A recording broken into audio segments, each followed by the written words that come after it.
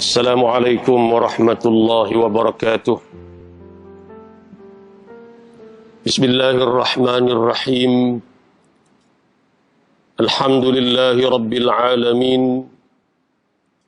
Wassalatu wassalamu ala ashrafil anbiya'i wal mursalin wa ala alihi wa sahbihi ajma'in.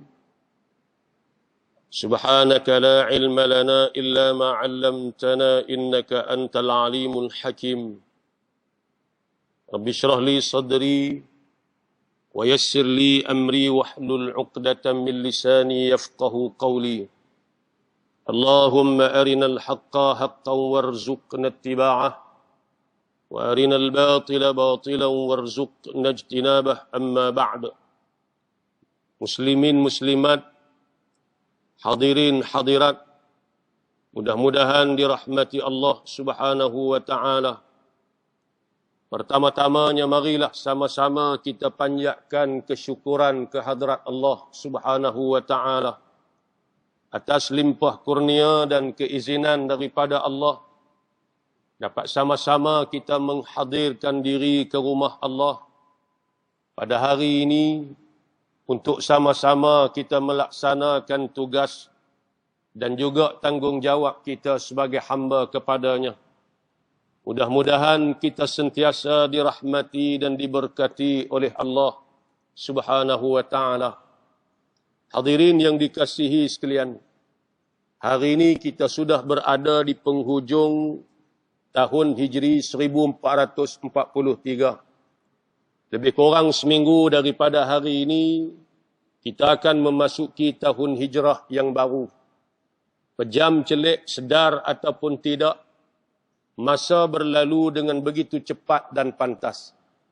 Apabila bertambahnya tahun, berubahnya hari, beralihnya bulan, secara tidak langsung juga memberi faham kepada kita bertambahnya usia kita.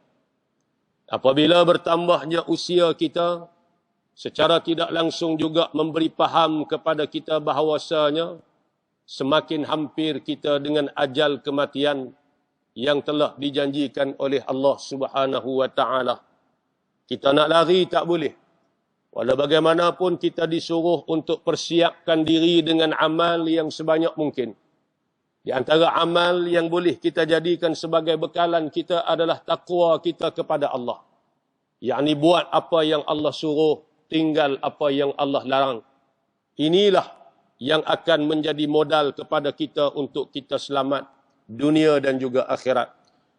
Tuan-tuan hadirin yang dikasihi sekalian, apabila kita melusuri sejarah dakwah baginda Nabi sallallahu alaihi wasallam, baginda dibangkitkan dalam keadaan masyarakat pada ketika itu merupakan masyarakat yang tegar menyembah berhala. Kerana mereka menjadi penyembah berhala sejak ratusan tahun sebelum daripada kebangkitan Nabi. Ada kitab menyebut 500 tahun sebelum baginda dibangkitkan. Nabi dibangkitkan seorang diri di tengah-tengah masyarakat Arab jahiliyah. Menyembah berhala, makan bangkai, berjudi, berzina, menipu dan sebagainya. Bukan senang Nabi nak mengubah masyarakat Arab jahiliyah yang sudah lama dalam keadaan demikian, meninggalkan amal kehidupan yang lama secara jahiliyah dulu ni, nak ubah kepada ajaran yang Nabi bawa menyembah Allah Tuhan yang Maha Esa. Sudah tentulah penentangan demi penentangan yang Nabi terima daripada kalangan orang-orang Mekah, terutamanya pembesar-pembesar Quraisy Mekah yang merasakan tergugat dengan dakwah yang dibawa oleh baginda Nabi sallallahu alaihi wasallam. Maka Allah Subhanahu wa taala memerintahkan Nabi untuk menyampaikan dakwah secara rahsia selama 3 tahun. Selepas daripada tempoh 3 tahun itulah barulah dakwah itu disampaikan secara terang-terangan. Apabila Nabi SAW mengiklankan diri baginda sebagai Rasul kepada masyarakat Mekah, maka bermula daripada saat inilah Nabi SAW menerima tentangan, ancaman dan berbagai-bagai tuduhan dan sebagainya dilemparkan kepada batang tubuh baginda Nabi SAW. Sejarah telah menceritakan kepada kita. Sebab tu bila kita mengaji sirah, Kita dapat menghayati perjalanan kisah hidup Nabi, bagaimana susah payahnya Nabi nak menyampaikan dakwah. Nak pastikan Islam itu sampai kepada kita. Kita walaupun tak pernah berjumpa dengan Nabi, tapi terasa rindunya, terasa dekatnya kita dengan baginda disebabkan kita baca, kita mengaji, kita tahu sejarah kehidupan baginda. Kita tahu bagaimana susah payahnya Nabi nak bawa Islam bagi sampai kat kita. Tapi kalau anak-anak kita hari ini dia tak mengaji sejarah, dia tak kenal pun siapa Nabi, takat boleh sebut nama je, kadang-kadang nama pun dia tak tahu. Maka dia tak ada sensitiviti langsung apabila baginda Nabi dicerca, dicela, dihina dan sebagainya. Tuan-tuan hadirin yang dikasihi sekalian. Inilah manusia yang paling besar jasanya kepada kita. Dengan jasa Nabi lah kita boleh kenal Islam. Dapat hidayah. Nikmat yang paling besar, yang paling mahal Allah beri dan tak Allah beri kepada semua orang. Allah tak beri kepada semua orang. Sebab tu diperintahkan oleh Allah kepada kita untuk kita menghormati baginda Nabi sallallahu alaihi wasallam, untuk kita memuliakan baginda Nabi sallallahu alaihi wasallam. Jangan kita menghina Nabi, jangan kita mempertahankan orang yang menghina Nabi. Karena perbuatan ini perbuatan yang diharamkan oleh agama. Allah Subhanahu wa taala waktu turun sepotong ayat. Kita pergi ziarah makam Nabi. Ziarah makam Nabi, waktu kita berdiri depan makam Nabi, cuba tuan-tuan langut sikit. Bila tuan-tuan langut ke atas, tuan-tuan akan nampak satu frame tertulis ayat suci Al-Quranul Karim. Dalam tulisan emas, Allah menyebut, Ya ayyuhalladzina amanu, La tarfa'u aswatakum fawqa sawtin nabi, wa la tajharu lahu kajahri ba'dikum ba'dah, wa la tajharu lahu bil qawli kajahri ba'dikum li ba'd, an tahbata a'malukum wa antum la tash'urun. Sadaqallahul azim. Ayat ni dalam surah Al-Hujurat. Surah Al-Hujurat, kalau tak silap saya, surah yang ke-48. Ayat surah tak panjang, ayat 18 ayat, tapi menceritakan tentang adab kita, akhlak kita dengan Nabi. Bila kita ziarah makam, sampai betul-betul makam Nabi, cuba langut tengok atas. Sebab kita tak perhati tu. Kalau perhati pun tak boleh baca, dia kata. Kalau baca pun tak faham. Sebab tu perlu tadabbur. Allah kata apa? Hei orang beriman. Allah panggil kita. Jangan kamu angkat suara kamu melebihi nada suara Nabi sallallahu alaihi wasallam. Mana suara kita jangan lebih daripada suara Nabi. Dan jangan kamu menyaringkan suara, melantangkan suara kamu ketika bercakap dengan Nabi. Nabi dah wafat. Tak, kata ulama, lepas Nabi wafat pun kita wajib menghormati dan memuliakan Nabi. Barang siapa yang menghina, mencela Nabi selepas kewafatannya, samalah seperti mana dia menghina dan mencela Nabi ketika hidup Nabi SAW. Ini disebut oleh Syekh Al-Maraghi rahimahullah dalam kitab tafsir dia. Mana siapa yang menyakiti Nabi lepas daripada baginda wafat, samalah seolah-olah dia menyakiti Nabi ketika Nabi masih hidup. Sebab itulah walaupun Nabi dah wafat, kita ziarah makam dia. Kena jaga adab akhlak kita dengan Nabi. Ni dak kadang-kadang tolak, kadang-kadang rempuh. Duduk dalam kandang sebelum nak sampai kandang hak yang raudhah tu kadang-kadang bersembang. Lah telefon buat live, saya sebut dah tadi, dengan anak bini di rumah. Dengan anak bini duduk di rumah dengan kepala pun tak tutup. Akak video tunjuk kat orang, pakai loudspeaker, riuh sampai orang ganggu habis. Tak ada adab. Rugi kita habis duit puluh-puluh ribu pi nak buat umrah ziarah Nabi, tapi kita tak jaga adab kita. Sebab tu dia gantung ayat tu di dinding supaya kita faham. Hei orang beriman, jangan buat bising. Jaga adab kita dengan Nabi. Allah Subhanahu wa taala tegur. Ada ulama kata ayat ni turun kepada satu orang laki-laki. Dia ni suara deras. Bila dia bercakap, suara dia agak tinggi nada dia dengan Nabi. Pernah satu ketika dia tak main jumpa Nabi lama. Akhirnya, Bila dicari, ditanya pasal apa lama tak nampak muka, dia kata, aku takut nak jumpa dengan kamu ya Rasulullah, pasal bila aku bercakap, suara aku tinggi, ada ayat turun berkaitan dengan aku. Ayat ni lah. Nabi kata, tak, kamu bukan termasuk dalam kalangan tu. Nak buat lagu mana dah, dia memang asal lagu tu. Sampai terang tu, bayangkan kalau meninggikan nada suara pun ditegah oleh Allah. Allah kata bimbang, amal kamu, pahala kamu akan dihapuskan oleh Allah. Dengan sebab apa? Mengangkat suara di hadapan Nabi, apatah lagi perbuatan yang lebih teruk daripada itu. Mengeluarkan kata-kata yang tak selayaknya kepada batang tubuh Nabi, menghina Nabi, mencerca Nabi, mencela Nabi dan sebagainya. Kita baca dalam akhir-akhir ni pun berlaku banyak. Bukan saja dalam negara kita. Pernah berlaku di Mesir satu ketika dulu, kalau tuan-tuan ingat. Tahun 2016 kalau tak silap saya. Bagaimana seorang menteri di Mesir dipecat daripada jawatan dia oleh Perdana Menteri pada ketika itu. Sekitar 2016. Satu orang menteri, Ahmad Az-Zind. Umur dah 70 dah. Dia bercakap dalam parlimen dia. Dia bukan calon-calon menteri, menteri kehakiman Mesir. Kan? Menteri kehakiman. Orang yang berkuasa lah dalam bidang undang-undang ni. Kan? Dia kata apa? Dia kata, saya akan memenjarakan mana-mana individu-individu yang bersalah. Tidak terkecuali, kata dia, tak terkecuali Rasulullah sallallahu alaihi wasallam. Nabi pun, kalau bersalah aku buh penjara juga, dia kata. Dia nak tunjuk kuasa dia tu sebab dia menteri kehakiman waktu tu. Tahun 2016 kalau tak silap kes ni di Mesir. Aku akan bubuh dalam penjara, siapa yang bersalah masuk Nabi. Keluar live. Mengamuklah. Lebih-lebih lagi di kalangan para ulama dan sebagainya, dan benda ni disiarkan secara langsung dalam televisyen Mesir pada ketika itu. Mengundang kemarahan dan bantahan daripada umat Islam yang akhirnya mendesak Perdana Menteri pada ketika itu bertindak tegas, mengumumkan pemecatan Menteri Kehakiman tadi daripada jawatan dia. Nah, abang kata sensitifnya, kadang-kadang manusia ni dia berasa dia hebat sangat, dia bercakap ikut suka hati. Kita tak sedar percakapan kita tadi ni telah menyebabkan jatuhnya maruah baginda Nabi SAW yang mulia. Realiti hari ini pun lagu itulah.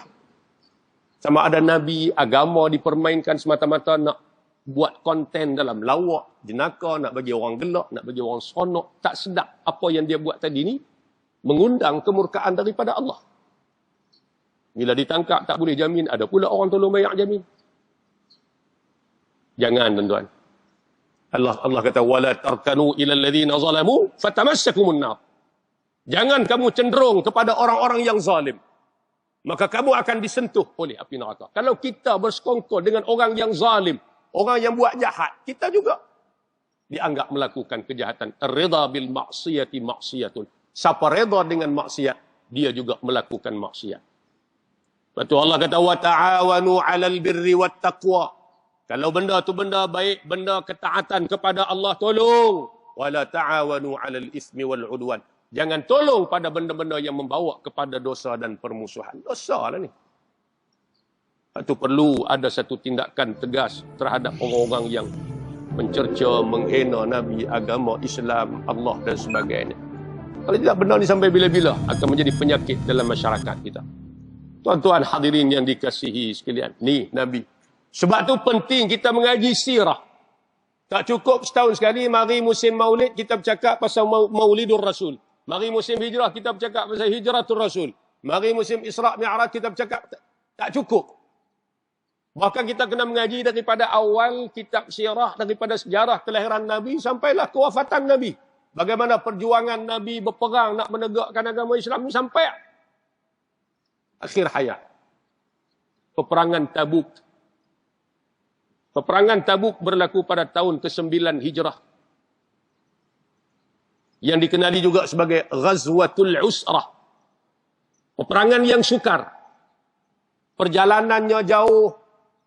Pi saja 2 minggu, balik 2 minggu. Nabi duduk di sana 20 hari. Ambil masa hampir 3 bulan.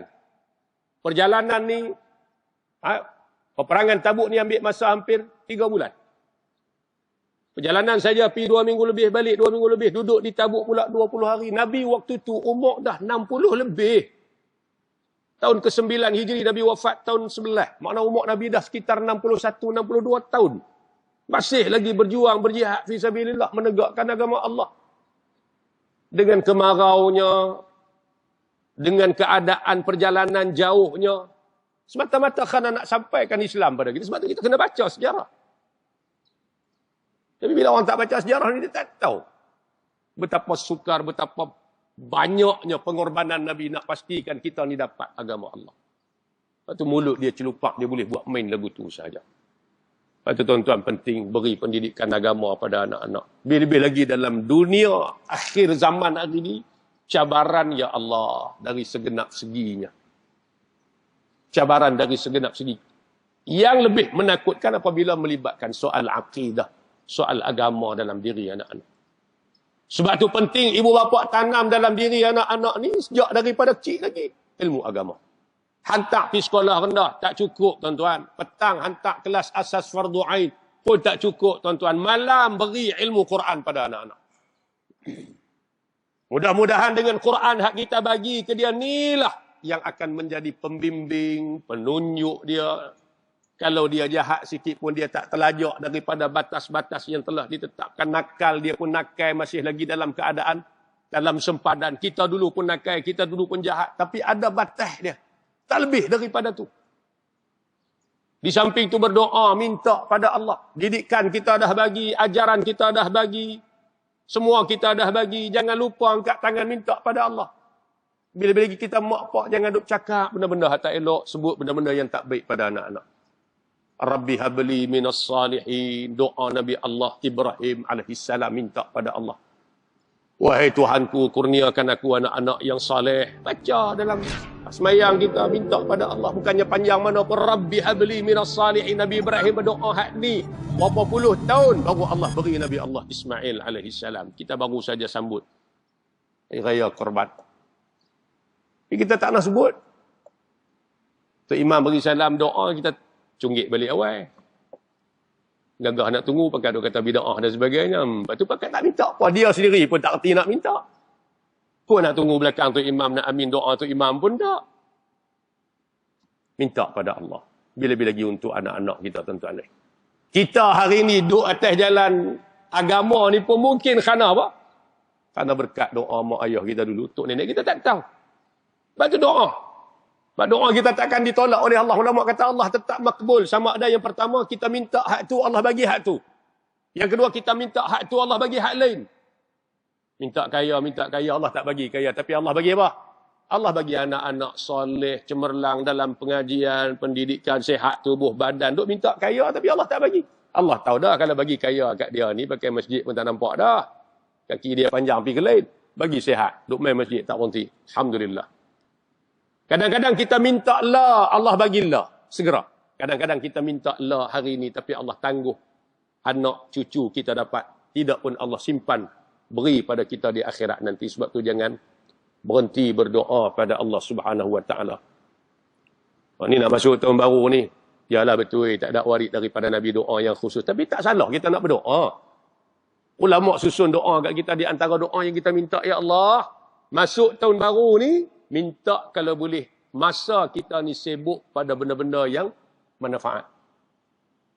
Tahun baru nak masuk ni kita minta kat tangan, minta pada Allah. Belum kita tinggal tahun lama kita berdoa, minta ampun dan sebagainya. Misal tahun hak baru ni ya Allah, minta masa kami, sibukkan kami dengan benda-benda kebajikan. Masjid, kuliah, mengaji, baca Quran, buat kebajikan. Minta kita sibuk hak tu. Tak mau duk sibuk habis masa pada benda-benda yang tidak mendatangkan faedah dan manfaat pada kita. Sedangkan umur kita semakin singkat, tempoh kematian kita semakin dekat.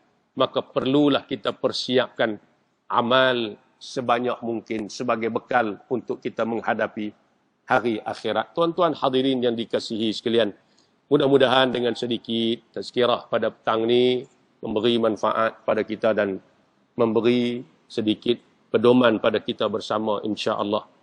Apa yang baik daripada Allah Subhanahu wa taala dan apa yang tidak baik daripada kelemahan dan kekurangan diri saya sendiri. Aqulu qawli hadza wa astaghfirullahal azim li wa lakum. Assalamualaikum warahmatullahi wabarakatuh. Bismillahirrahmanirrahim. Alhamdulillahi rabbil alamin. Assalatu wassalamu ala asyrafil anbiya'i wal mursalin wa ala alihi wa sahbihi ajma'in. Allahumma arhamna bil Qur'an waj'alhu lana imaman wa nuran wa hudan wa rahmah. Allahumma dhakkirna minhuma nussina wa 'allimna minhuma jahilna warzuqna tilawatahu ana al-laili wa atrafan nahar waj'alhu lana hujjatan ya rabbal alamin. Allahumma inna na'udzu bika min 'ilmin la yanfa' wa min qalbin la yakhsha wa min 'amalin la yurfa' wa min du'a'in la yusma'. Na'udzu bika min ha'ula'il arba'. Rabbana atina fid dunya hasanatan wa fil akhirati hasanatan wa qina 'adzaban nar. وصلى الله على سيدنا محمد وعلى آله وصحبه وبارك وسلم. الحمد لله رب العالمين. تقبل الله منكم. إنه منكم تقبل يا كريم.